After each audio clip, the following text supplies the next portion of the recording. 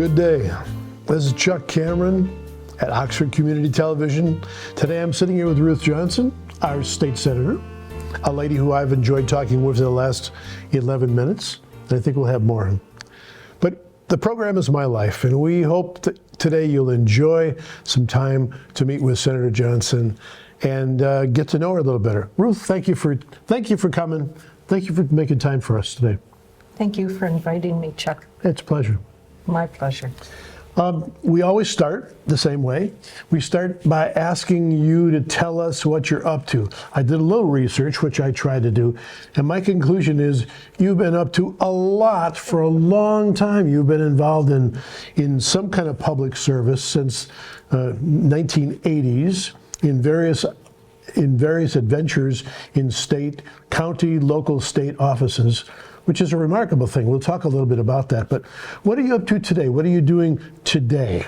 Well, as senator, I'm trying to keep our taxes down, which is not easy. Ooh, bless you.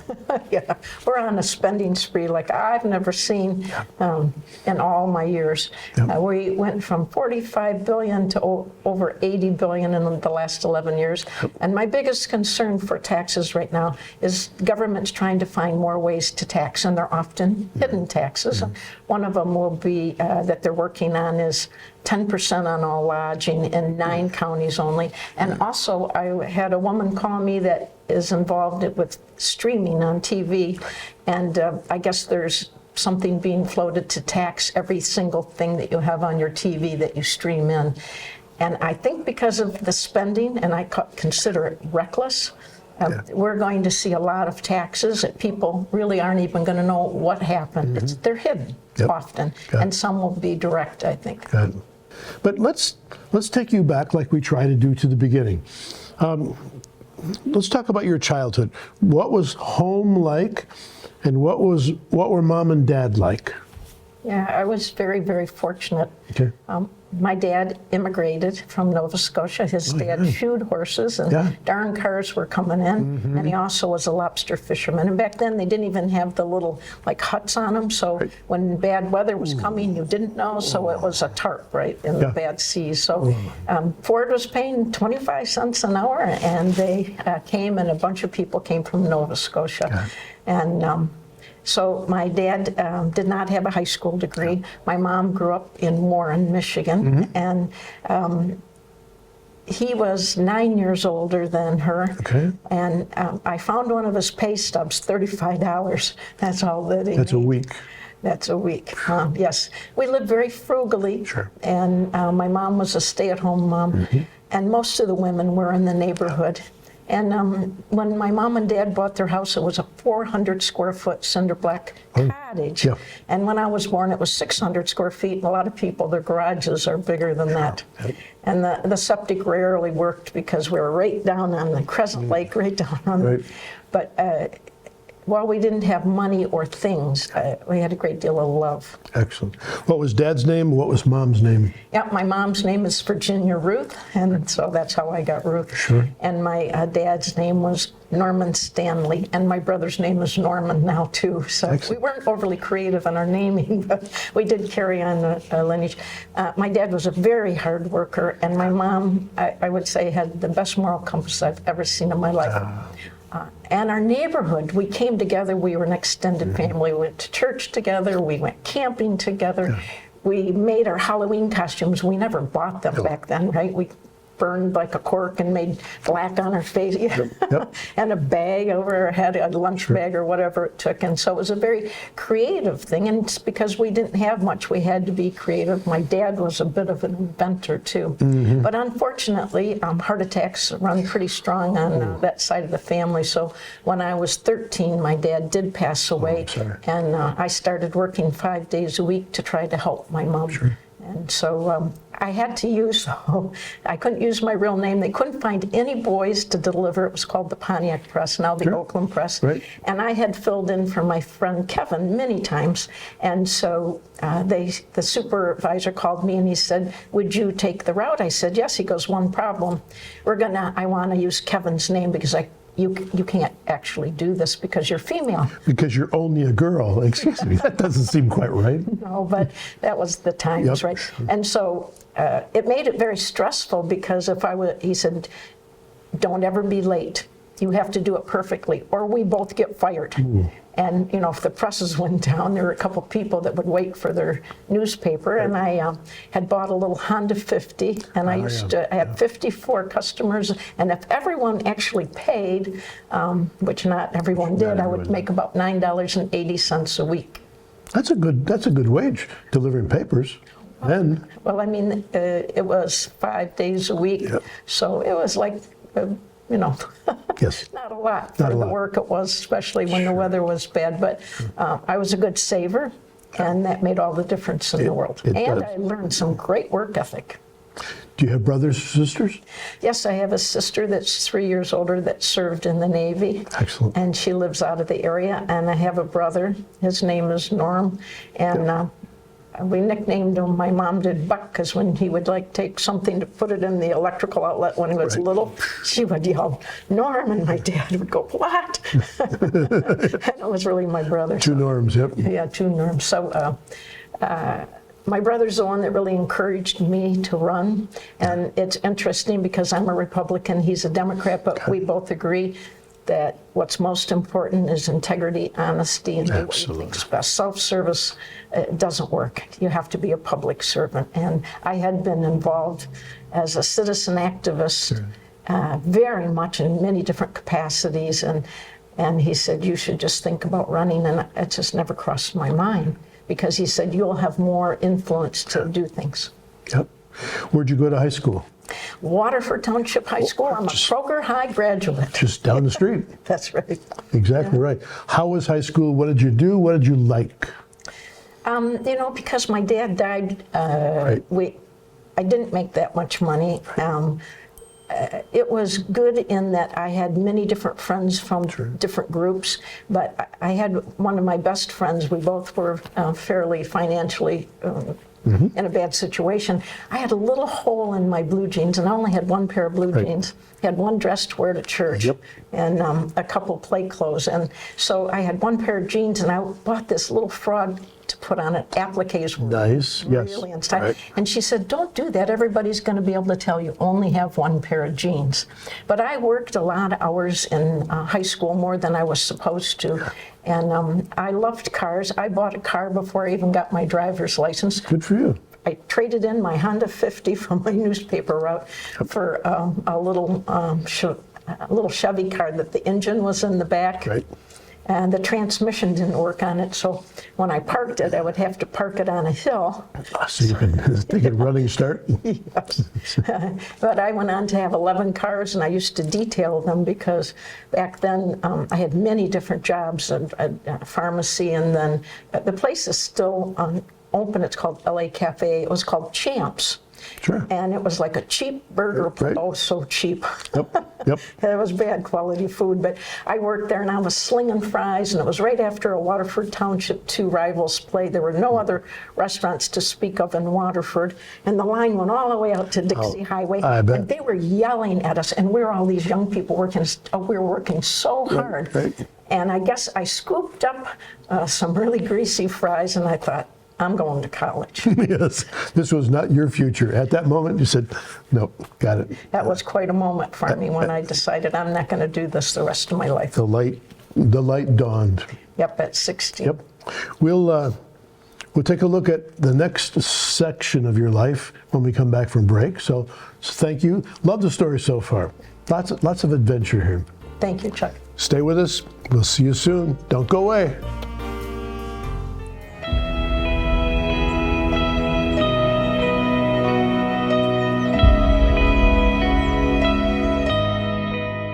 Well, thanks for coming back. This lady has all kinds of great stories. You're going to like many of them, I'm sure. Let's talk about this. You decided slinging fries is not the future for you. You're going to go to college. Where did you go? What did you study, and why? Yes, I really wanted to go to Michigan State University so bad. Right. And I was so excited when they accepted me. Bravo. And then I sat down with a pencil and paper, And there was just no way financially I could go. And my mom would accept no outside money from her neighbors, the government. Okay. And so she had a lot of pride and a very hard worker too. So I decided that my best bet was to go to Oakland Community College, and I learned so much there. The average age is 27 at the time. And I think it helped me to mature in a better way, because about half the kids flunk out of college, not because of lack of intellect, but too Lack of focus, maybe? That's a nice way to put it, lack of focus. Too much partying, yeah, and not the self-discipline to do the homework. So it seemed like it was the worst thing at the time, because all my friends were going to state. Sure. Yeah, but it was probably one of the best things in retrospect, because I saw how people held down a job, raised a family, and went to college, and I think it made me be much more serious about, pulling good grades. I would think it would. What did you study at Oakland, and did you pass out of Oakland Community into someplace else? I did.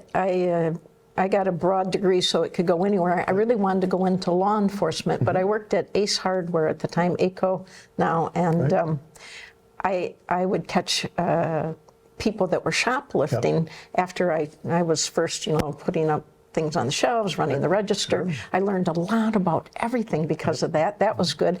And then I caught a couple of people shoplifting. They said, we'd like you to change over to that. I decided to go to Oakland University, and they take all the credits from a community college. It's a great deal for people. It's a great deal. 2 years at a lower cost, getting good schooling. Very good schooling, and a lot of it was just that maturity, probably. But I learned a lot too. I took a lot of psychology courses. I love people. I'm a big backpack traveler because I like to talk to people. And so at Oakland University, I decided what I really want to do is be a teacher. So I got a degree K through 9. Got it. And in 1977, it was not easy to get a teaching job. They were pink slipping. So I did go on to buy a Speedy Print and run the Speedy Print store. And that was also a very good lesson for me, because you could work 6, 7 days a week and end up owing your staff money. And you're going, how does this work? Yeah. How does this work? Yeah. Well, I think it makes me a better public servant, because I realize 9 out of 10 businesses go out of business in the first year. And there is some popularity that we should tax businesses more, which of course are just passed on to people, but can put people out of business too. So all those experiences, I think, helped me very, very much. And then much later, I did graduate from Wayne State University with a clinical social work degree and worked at Children's Village. It was called Camp Oakland. Right, Camp Oakland, which it now is called Camp Oakland again. Oh, is it? Well, it's a Crossroads Village, and now I didn't know that.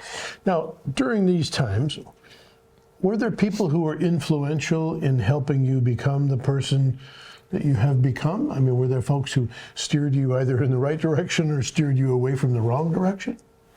Well, I'd have to start with my mom. She was very strict, probably the strictest in the neighborhood. She was also the most supportive and loving that I could ever imagine. I don't think she ever missed a softball game. I used to play a lot of table tennis. Our team came in second. I even played against a woman from China in a competition at Cobo Hall. Actually, my teammates on there were very supportive and helpful, and Bob Quinn walked me down the aisle when I got married.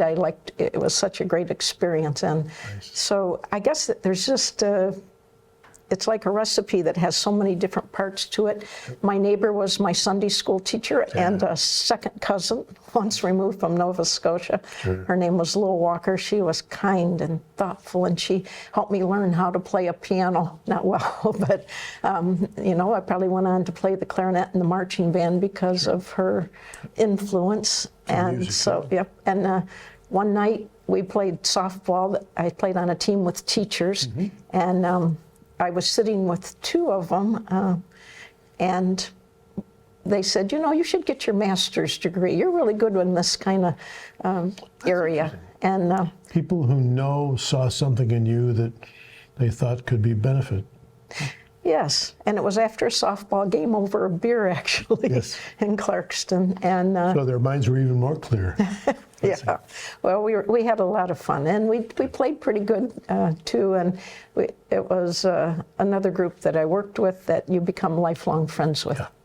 So that was good too, and so that's why I went back and got my master's degree, and I also became a very strong public advocate because one of the largest toxic and hazardous waste facilities in the world was trying to locate up here in northern Oakland County, Yep. and landfills in Oxford and Yep. and Holly and Groveland area. So. I was the co-chair with Chris Maniaci from Ortonville, and we started a group called CARE, and we got almost sued by the CARE group that does food. Right. Yes. So then we became UCARE, United Citizens Against Ruined Environment. But we know by their own reports that it was going to pollute our air and our groundwater, and it's one of the most fabulous aquifers in our state. It's called the Marshall Formation. And I used to sit, back then we didn't have Google, right? So I would sit with this big book that Dr. Mazzola wrote all about our aquifers. And on my other knee, I would have a dictionary so that I could learn all the terms. Terms, yeah. Yes. It's all technical. And then I found the government was, I thought, wasting money when we needed it in places that would really make a difference. There were political decisions, not common sense. Doesn't seem quite right somehow. No, but it's cheap. That's cheap. I see. So money is involved. I see. Okay. Yeah. Should write this down. Yeah. Yep. Well, they put $7.3 million into it, which is nothing for them. Yeah. And we had like 3,600 people in our whole township. And I found it odd because I've never done this, but I went door to door asking for people to tax themselves for 3 years so we could hire an attorney. And Tom Plunkett won the case. They had sued our clerk for $1 million to get her to be quiet because she was on 2020. And she was one of my mentors along the way too. And so after a few years after that, I decided, because of my brother's influence, he goes, you should just run for office. You're spending so much time. You'll really have more input if you can run for office. Did that turn out to be true? Absolutely. Absolutely. Good. But one should never minimize citizens because there were 10 of us that met once or twice a week on the StableX. But 120 people would show up if we said we're going to picket the site. And our phones were tapped, according to the prosecutor at the time. He checked them, Brooks Patterson. And that was another group that have become good friends. And Henry Gleisner, I met when I had Oxford. He called himself a Green Republican. And we ended up going with him and Nancy snow skiing over to where they have a place in Italy. So nice. It's been very enriching to be in public office. And I find people that volunteer their time to make things better, they're my favorite. I just automatically connect with them. It's easier to sit with the remote and It's much easier just to sit there and complain. Yeah. What's wrong, as opposed to doing something about what's wrong. Yes. Good for you. Well, sounds like your life is getting interestinger and interestinger. I like that. That sounds pretty good. We're going to take a little break. When we get back, we'll talk about maybe more recently what you've been up to, what got you to where you're at today. You've covered a lot of ground so far, but I suspect there might be a little more ground to cover. I hear that you cover a little ground on a motorcycle too, so we'll talk a little bit about that if we may. Okay. All right. Stay tuned. Come back. We got more great stuff to talk about. Thanks for watching.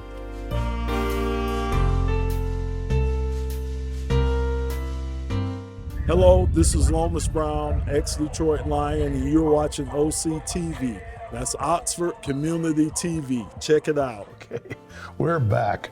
All kinds of fun going on here. So, you're in public service. You've got in for good reasons. You've learned a bit about what's going on behind the scenes, behind the curtain. Yes. Give me an idea what you've learned about public service. Give me an idea, if you would, about people who have helped you, either steered you in a good direction or helped you avoid going in a bad direction in that world, because it's a different world that a lot of us know about, and you seem to know quite a bit about it. Yeah, I've been doing it probably longer than anybody I know. And I think most people run with good hearts. Yeah. They really want to fix it. Sure. And I think most people act that way too. But unfortunately, Michigan ranks 50th out of 50 states in transparency and integrity. 50 is a low number out of 50 states. It's where we should never be. No. We should never be last in anything. No. And I'm concerned too because our educational system, we're ranked 43rd in reading proficiency in 4th grade. Those are things that really have to be fixed. Yeah. And so I've worked very hard on disclosure as Secretary of State. I actually put in an administrative order that you had to disclose this huge sums of money that come in, millions and millions of dollars of dark money. And the governor took $857,000 from one donor, $400,000 from another. You just can't tell me that these don't make some impact when you don't know who gave that money. That might have an influence. Oh, you bet. And we've had speakers of the House that have been in the news, and Senate Majority Leader. This is a bipartisan problem. It is not one party or the other. So we can't point to the other guy all the time? When you point at somebody, 3 more are coming back at you, right? I'm lucky there's a small group of us that are willing to take on whatever the retribution, and there is retribution. Sure. We're willing to do whatever it takes. And Jim Runstead is one of the senators from Oakland County, and he's very tenacious, to say the least.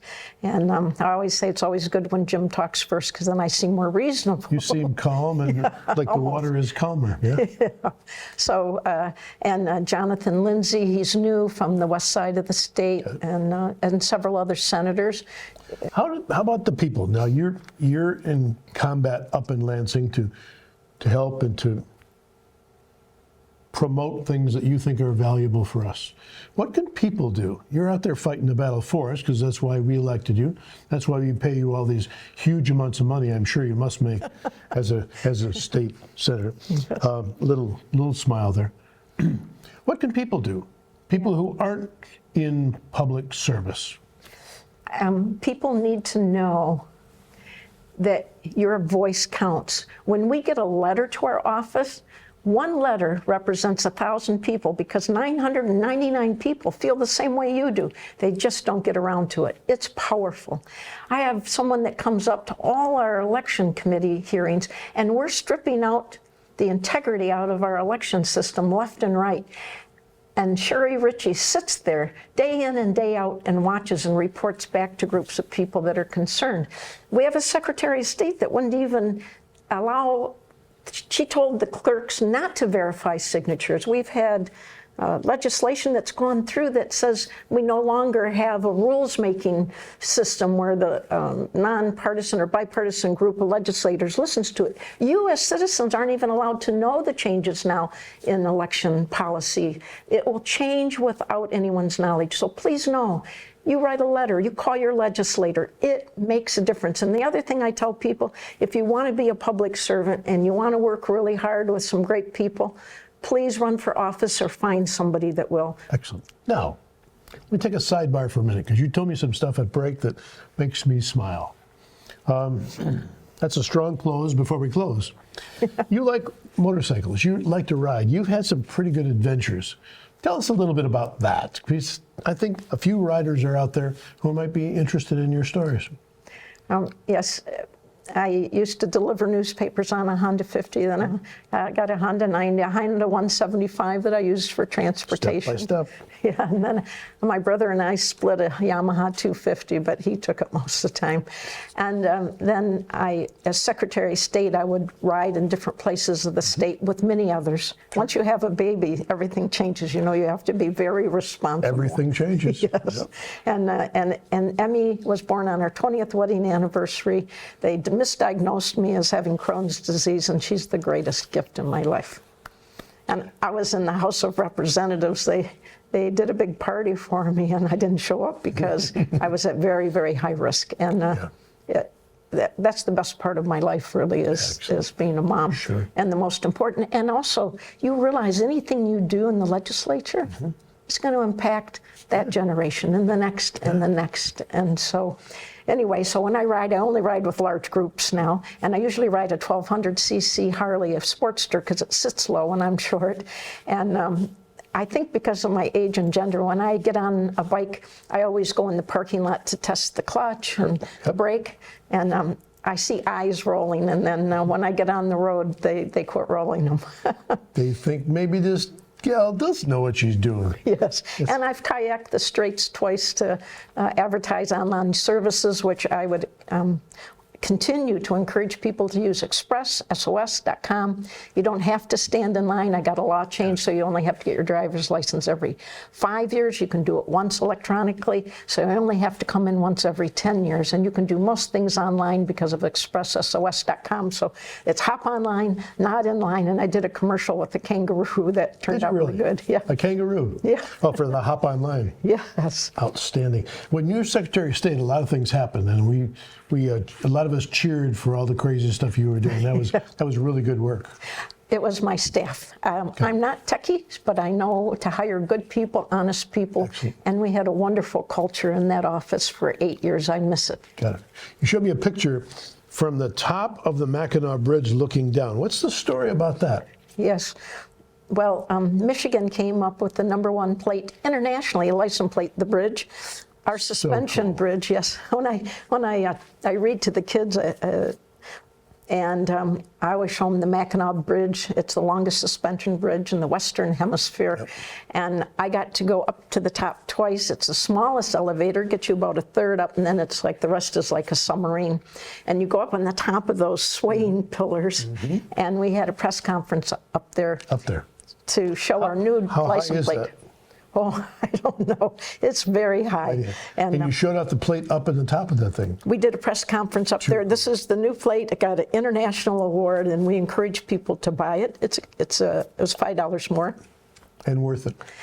And worth it because everybody's a billboard, no matter where you go. That's exactly and of course, Mackinac Island was just recently named the #1 place. Yes, #1. That's so cool. Yeah, so it advertises the Mackinac Bridge, and of course, tourism is very important to us, and a lot of people in that business really took a hit when we were locked down. So, spend your money in Michigan. We have one of the most beautiful states, and I've been to all but 2. We have a great state. We sure do. You said you took the bike across the bridge on the grid, not on the blacktop. That would be an interesting ride. I didn't want to, but I went across on the asphalt. It was May. Right. And I could feel the coolness of the water converging in Lake Huron, Lake Michigan. I was singing, and I was so happy.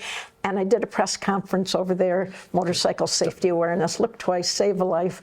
And I have a nice coat and chaps and all the gear. And then on the way back, they closed down the asphalt lane, which, yes, so when I had to go on the grid. Yeah. And what it felt like is when I was a kid, it felt like my back tire was in mud. The difference is I had a little Honda 50 or 90. This was a 1200cc Harley Sportster, 880 pounds. Yep. And I did dump one when I went to announce I was running for Senate. I took a Harley over to the VFW Hall in Davison, and then the little tiny cinder block house I grew up in, I took a kayak to my very cool. My childhood home, and people met me there because I needed to announce in 2 counties. Now I represent 4 counties, but it was 2 then. Got it.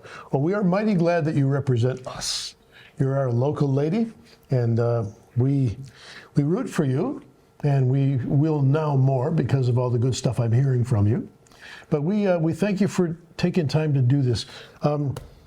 The future's bright when people like you are up there fighting for us and representing us, and we thank you for all the good work you do.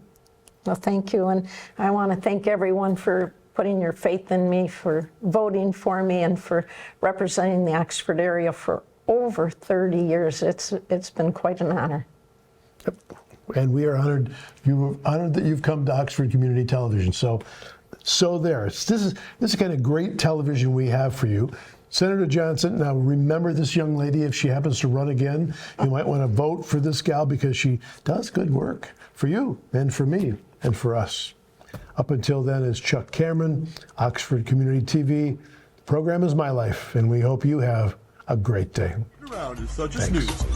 Time to lose is such old news. Here's all you need to do. Hop online whenever you choose. You don't have time to lose. Life's too short for time to lose. No time to lose. No time to lose. Hop online, not in line, with ExpressSOS.com. Ouch! And that's a wrap.